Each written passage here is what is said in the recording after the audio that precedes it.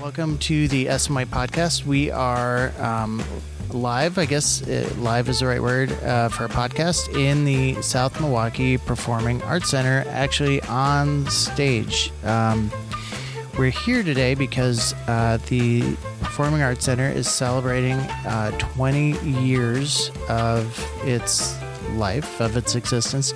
And joining me on that stage is Rachel Abraham, the Executive Director. Welcome. Thank you, Dan. I'm glad to be here. Great. I'm so glad to have you. So, describe, if you could, for me, the space that we're in. I find it hard to believe anyone in South Milwaukee hasn't been here, but they may not fully appreciate what they're looking at when they are here. Right. Well, it's easy for us because we're sitting right on the stage, center stage, and we're looking out into the audience. And of course, no one's here, but there's 786 empty seats right now, and this fabulous stage behind us. And it's more than a stage, right? I mean, I guess for a combined high school campus, it is more than what you normally find in a high school. In most high schools, you're absolutely correct. Yep, and it was a long time in coming, but it is a full proscenium stage with, rigging, all the bells and whistles. It's 20 years old, so it's not all of the new things, but a lot of the old things that we started with are still working great. We've got the lights, the sound, the acoustically designed space, comfortable seating, and a great feel to this space. Yeah, I think the acoustically, it is fantastic. I've been here during a performance. It sounds there's not a bad seat here, and underneath us, right, is a full pit for an orchestra. Right, an orchestra pit. Mm-hmm. How did we come to have a performing arts center like this in South Milwaukee? It's a great question. It was a long time in coming, but we were one of the first in the area in southeastern Wisconsin to decide to actually make this happen. So in 2002, the community decided to forward and pass a referendum to build a brand new 6th grade through 12th grade campus. And within that campus, this theater was included in the proposal. And there was a push along with the fitness center, among other things, but there was a big push for there to be a specialized performance space for students who are in band, orchestra, musical theater productions, just as there are specialized playing fields for kids who are in sports, or swimming, football fields, all those kinds of things. So there was a strong support by the community to include this in that referendum, and there was a lot of forward thinking at that time, and we've been able to be the beneficiaries of that decision now for 20 years. You are a product of South Milwaukee Schools, yes, correct? I'm a product of South Milwaukee, and also a product of two high school music teachers. So my parents were music educators, and so music was a big part of our lives growing up. And of course, this place wasn't built until after I was a young mom myself. So I didn't go to school here when this place was built, but our shows in South Milwaukee when I was growing up here were performed in what was then called the cafetorium. So, obviously cafeteria and auditorium combined, and that's now the middle school multi-purpose room. Yeah. Which I haven't been there when they're actually using the stage or anything, but doesn't hold a candle to the space we're in now. What did you do? Were you in theater? What did you do? I was not in theater per se. I played the trumpet. I was expected to pick an instrument, and so my dad wanted me to play the oboe, because as a director, it was hard to get oboe players. Okay. Help Lots of trumpet players. But I didn't want anything to do with the oboe personally. So trumpet, I was in the pit. It wasn't a true pit. It was folding chairs in front of the stage in the multi-purpose room. So I played trumpet throughout my whole, middle school, high school career, and then a little bit into college. Never performed on a stage like this.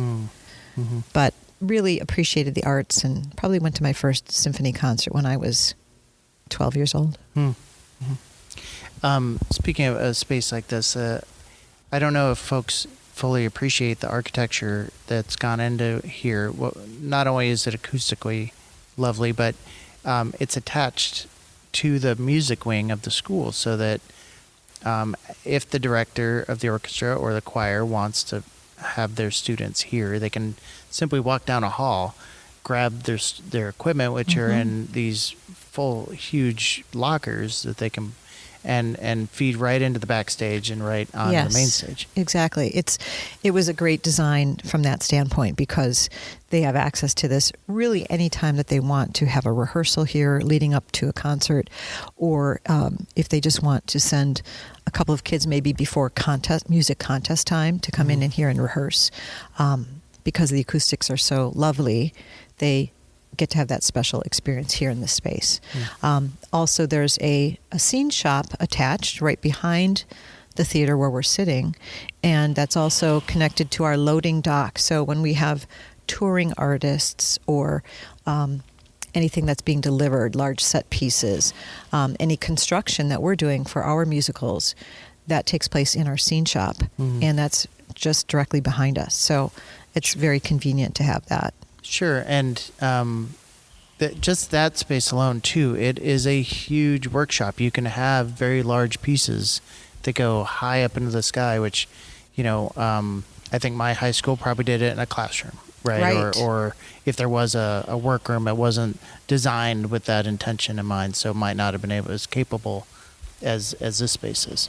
Right, and it's great because the students get involved not only on stage as performers, but also behind the scenes in the scene shop, for example, as carpenters, painters, prop masters, sourcing and decorating props, creating props out of their imaginations.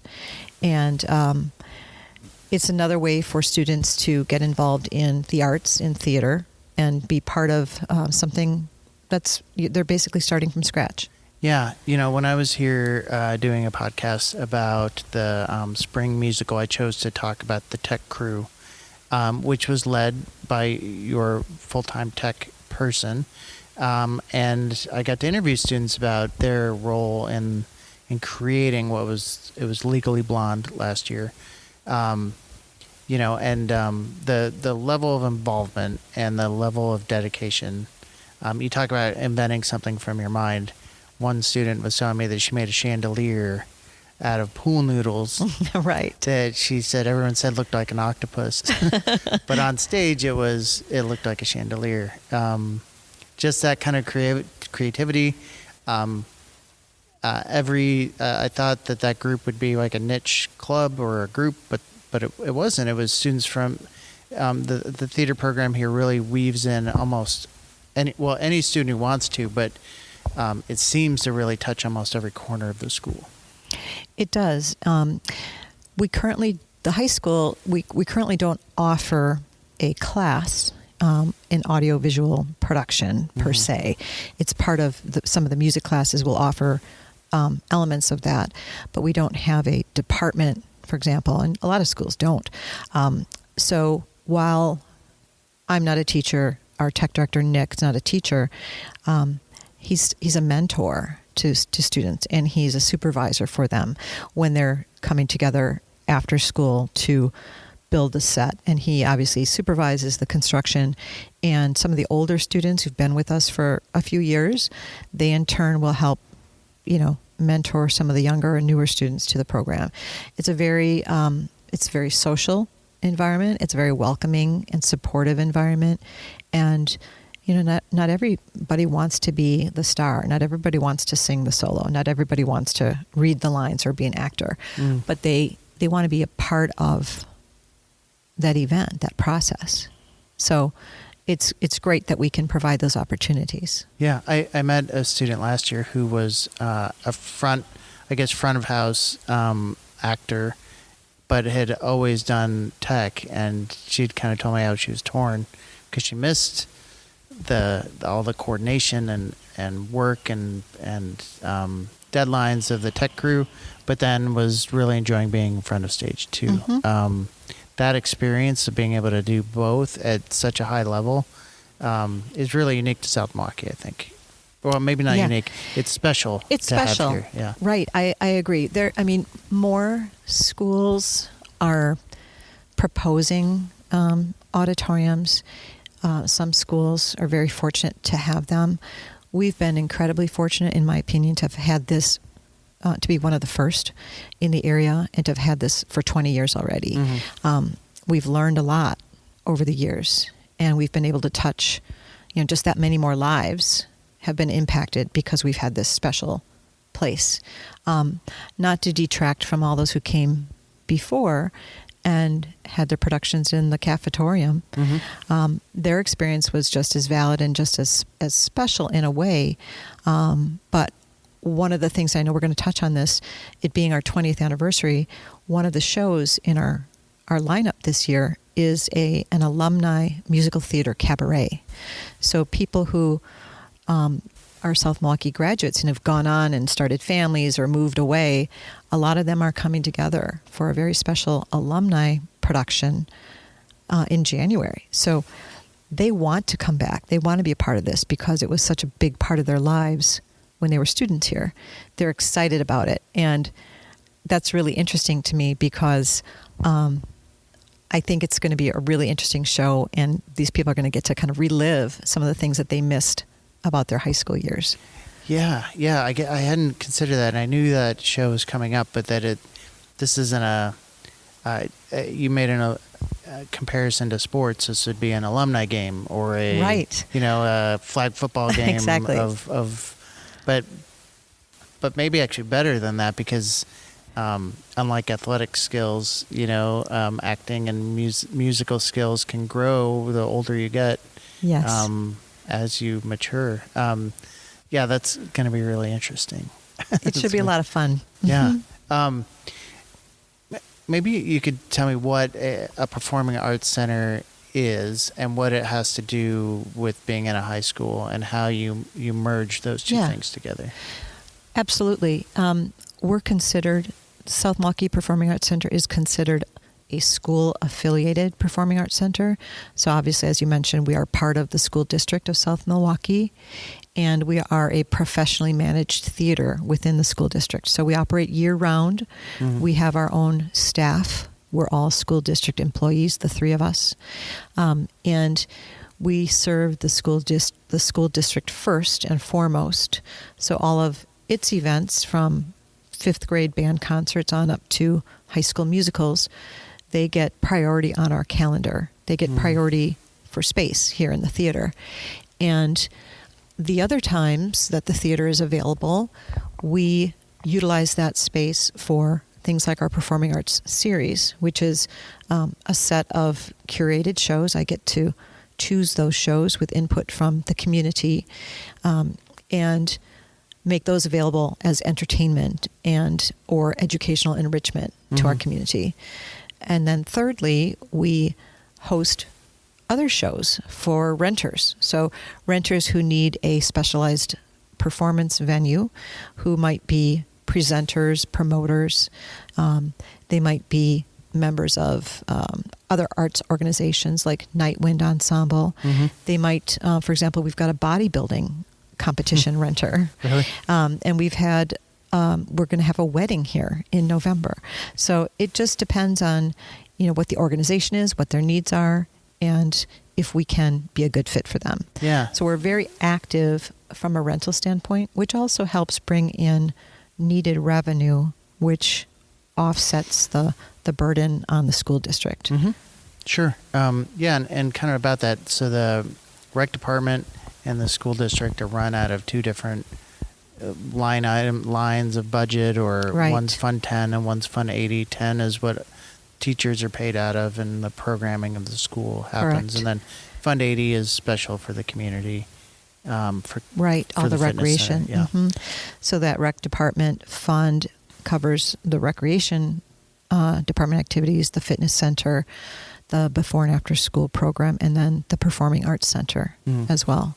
So you're actually helping the taxpayers when you bring and Absolutely. renters and other things, and sell tickets to events. Right. And helps pay for those We have a things. substantial amount of earned revenue from ticket sales and other programs, as well as contributed revenue from donations, fundraisers, sponsorships, grants. See, so I mean, as a nonprofit, right, you're still running a business and Correct. and trying to give back to the community that way. Exactly. Yeah. Right.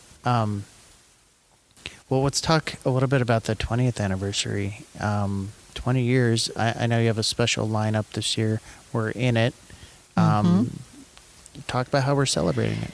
Yeah, well, there's been a lot of discussion leading up to this, and there's so many things we want to do and want to celebrate, and we have to sometimes check in with ourselves because we're just a small staff and a small team. But we wanted to go big with our opening show for the season, and we kicked things off this past month with the world famous Glenn Miller Orchestra back in September, and we had a great audience, almost a full house, and a really enthusiastic audience, and a great concert put on by the Glenn Miller Orchestra, which is one of the most active touring big bands in the world. It's venerable, right? Yes. I mean, since the passing of Glenn Miller, it's been going. Right. It's been going. They've got a great story. The band has a great story to tell, and they're remarkable performers. They're on the road all the time. And fortunately, the timing of their tour and our schedule availability, it all worked out, and we were able to get them and present them as part of our series. We talk about the ties to South Milwaukee, right? There wasn't one specifically there, but I was at that show, right? And the brand new bass player for the band is from Sun Prairie, right? And Right. And one of the saxophonists is a gentleman from Chicago, right? And Yes. so in a little bit of a way, they were coming home. At least those folks were. Yeah. I was thinking that at some point, there are a lot of ties in South Milwaukee, but that at some point, someone's going to hit it big, and that's because they got their start here on your stage. That must be a remarkable there's thing. a number of alumni that have gone on to do really great things, performing with orchestras, symphony orchestras as professional musicians, producers, directors, musicians, with bands. And one of the other projects that we just completed was a video to commemorate our 20th anniversary.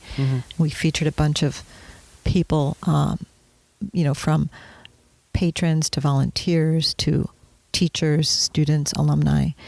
And one of the alumni that was not involved in the video, but who saw that, called me afterwards and was just thrilled to see it because he's in the middle of planning for his 30th high school reunion, and that's John Sparrow, who's a drummer, and he happens to be the drummer for the Violent Femmes, which is a Milwaukee band. A lot of folks are familiar with who the Violent Femmes are.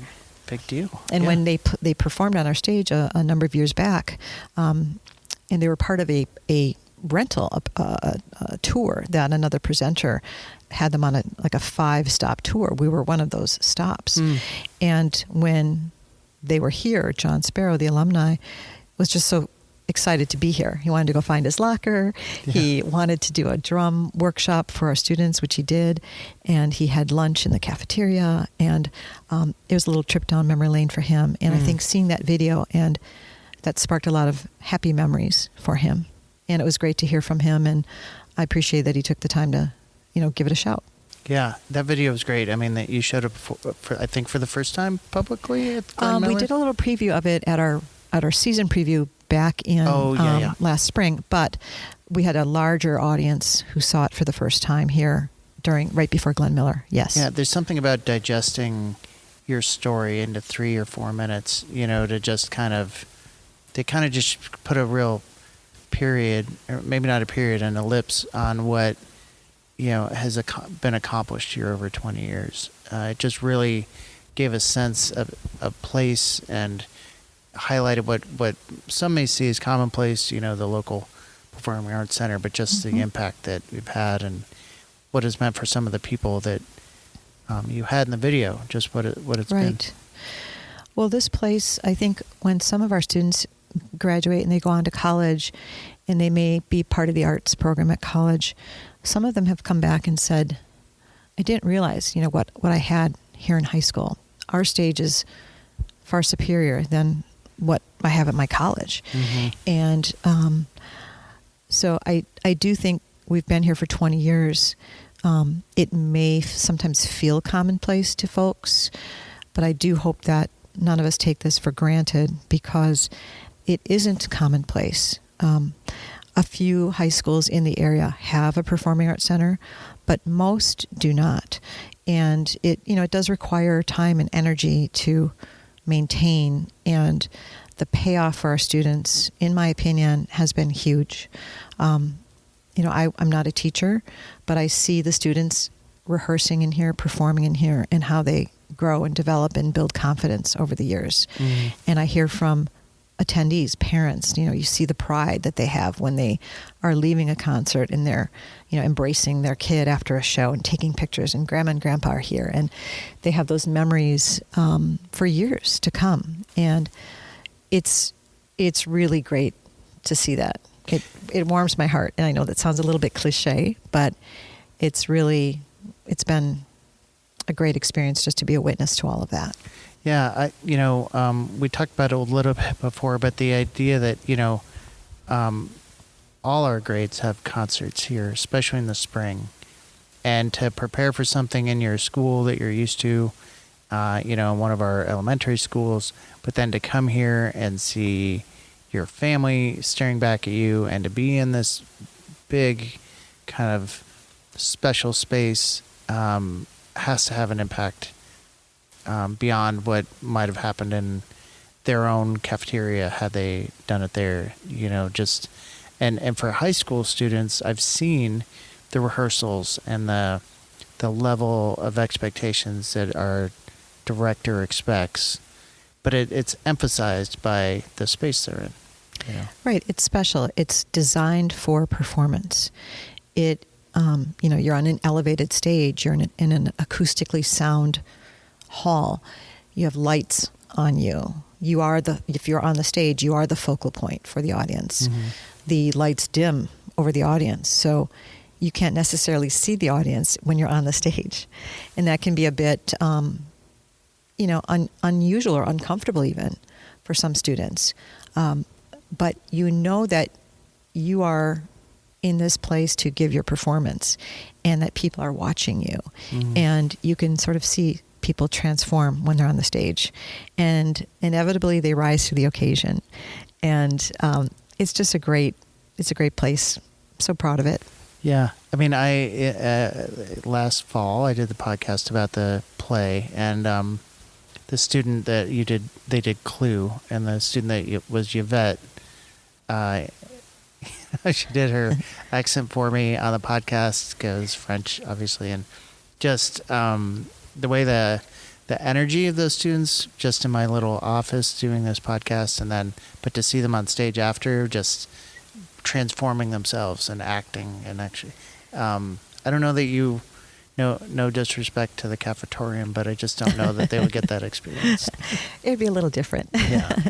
Yeah, I think that having this stage, it really, it's a platform, and it's really cool to see students who, maybe they're soft-spoken, and then they take the stage, and you have to be big. You have to be bold and loud, and, like I think you mentioned somebody made a chandelier out of pool noodles, right? Yeah, right. And how odd that is, but as a prop.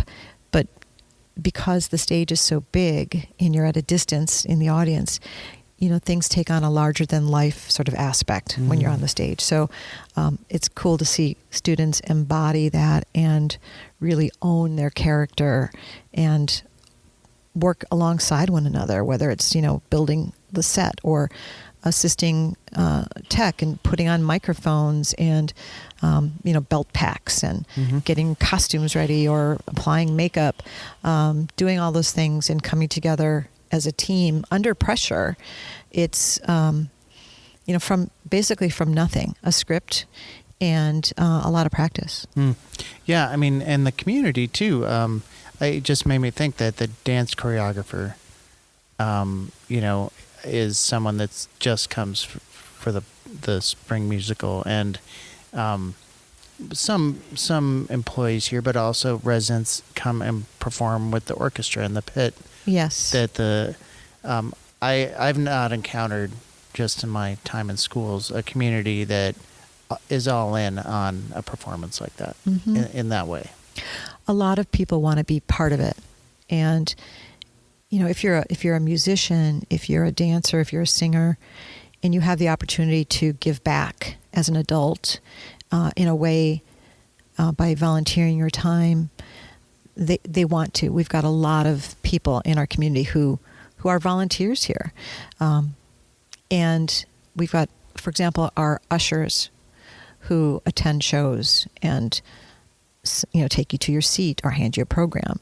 They want to be here, and so it takes all levels of involvement within the community for these shows to be successful. They take it seriously too. When I was here for Glenn Yeah, Miller, I was going to try and slip through the side door over there to get to my office. There's a volunteer blocking the way, and that wasn't going to happen. So. Some of them do take their role very seriously, and it's because they love this space. And sometimes I have to remind our volunteers that people are here, and they don't know, they're not supposed to. We prefer that they don't bring food in, for example, or coffees without lids, that kind of thing, because we want to keep it nice. And I think that's another reason what makes this space special. If you're at a football game, if you're outdoors, you're used to bringing snacks in and munching along during the activity. Here, it's I guess it's a bit more refined. It's supposed to be a bit more refined, and so for those reasons too, it's a different kind of experience when you come to the theater. So, and our volunteers really embody that too.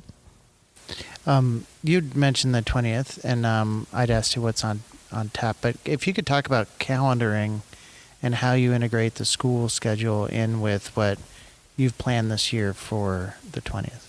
Sure. Calendaring is a lot of what I do. I spend a lot of time on the Google Calendar.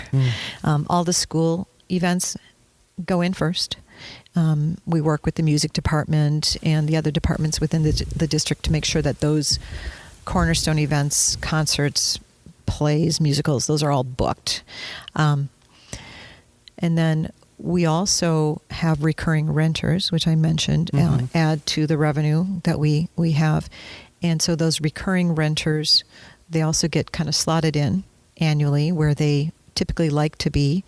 And then we also have our performing arts series of shows, which are the touring artists, and those also get scheduled in. And people will often ask me, well, can you get so-and-so? I'd like to see so-and-so. Can you bring such and such to the PAC? And I always track down those suggestions. I look into them.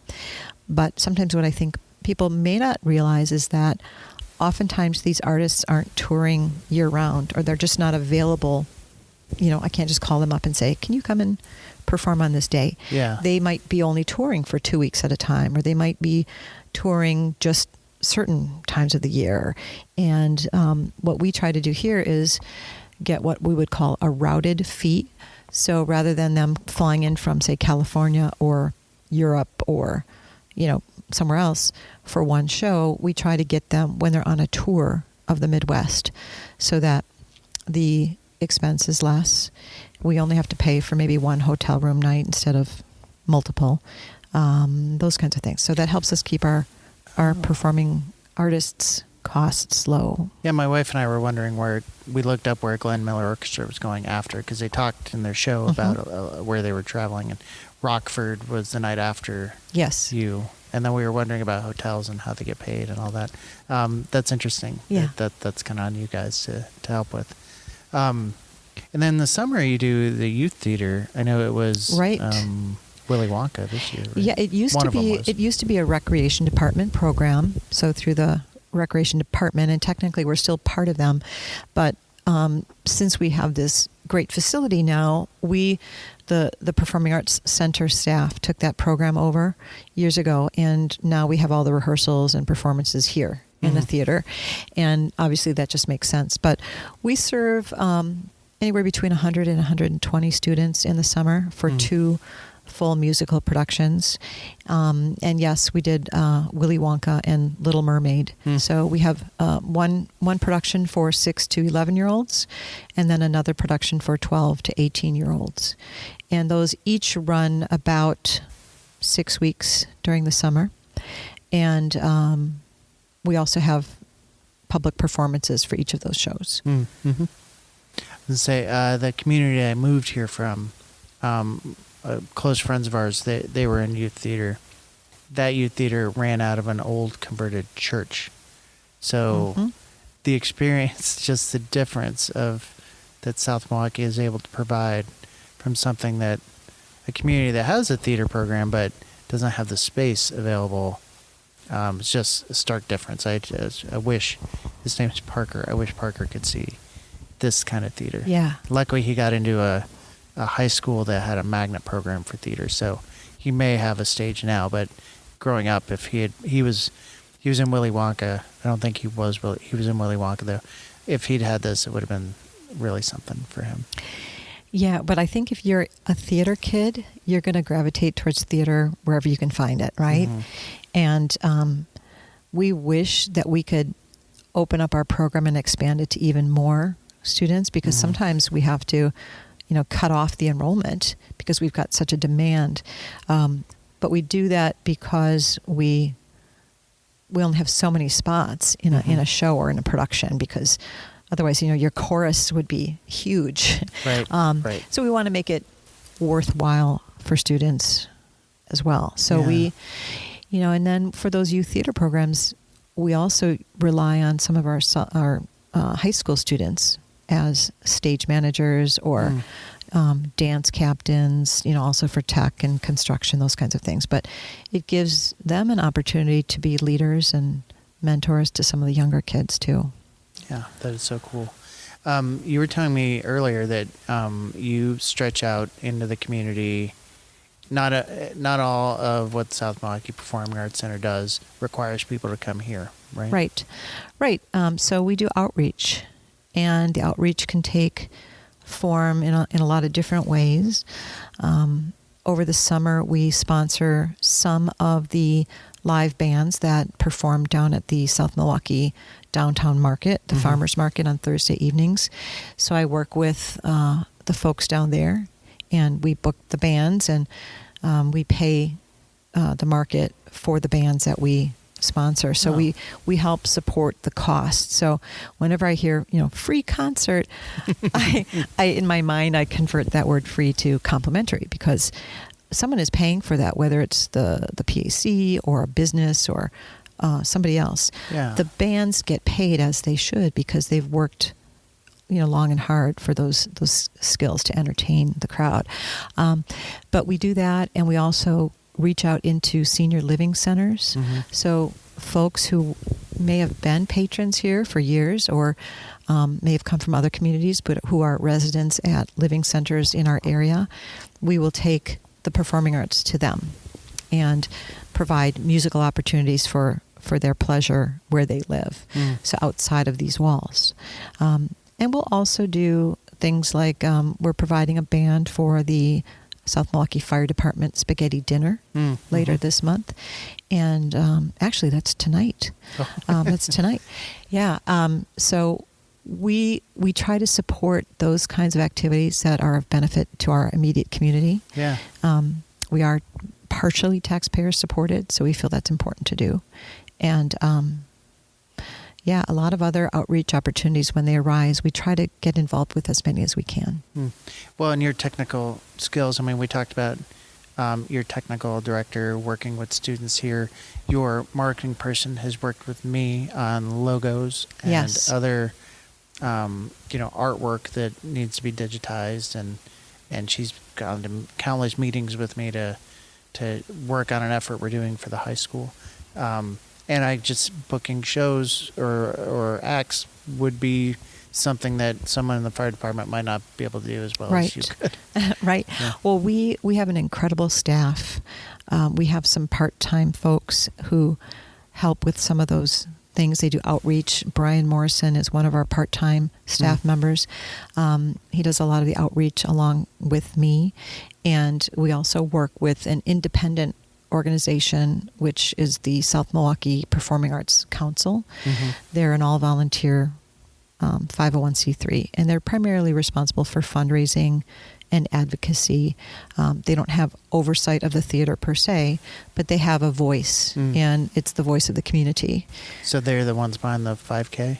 Is that right? Yeah, the Smart Walk Run. Right. And they did a golf outing recently, too, our first annual Chip for the Arts golf outing, which was a lot of fun. Yeah, that is fun.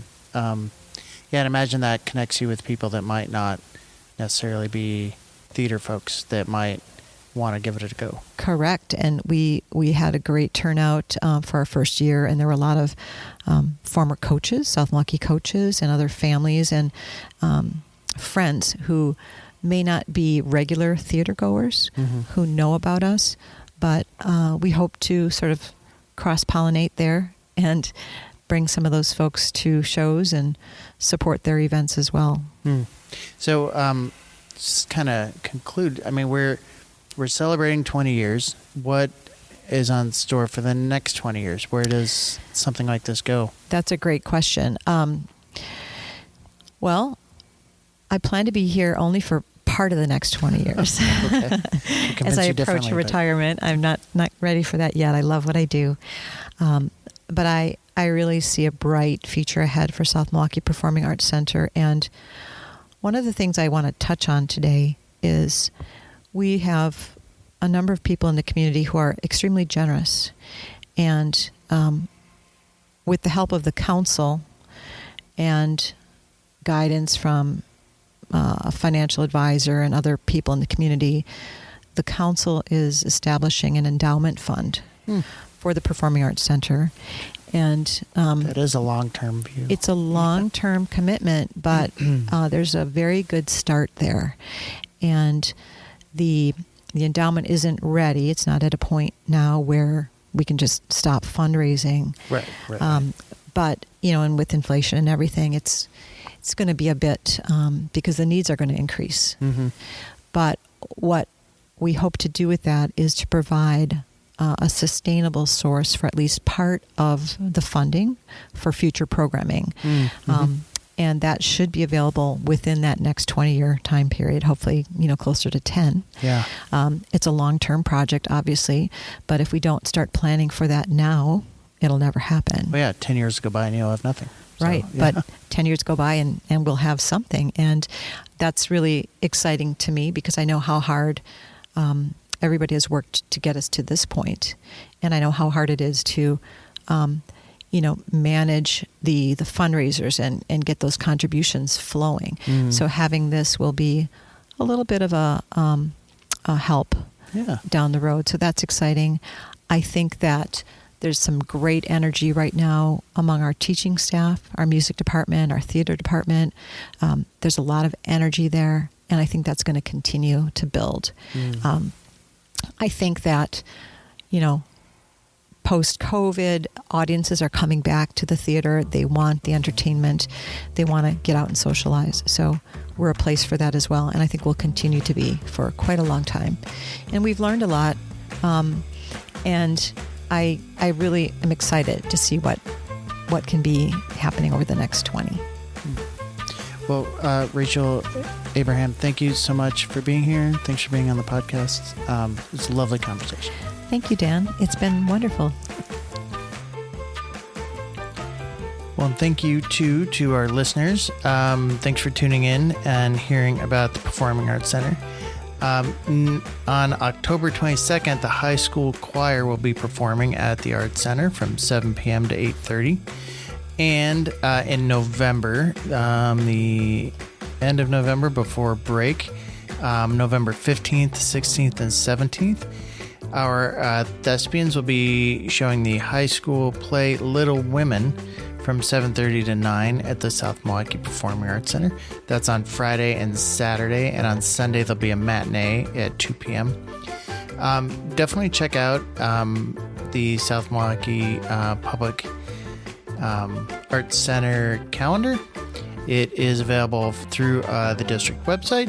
It can be also found on the Recreation Department website.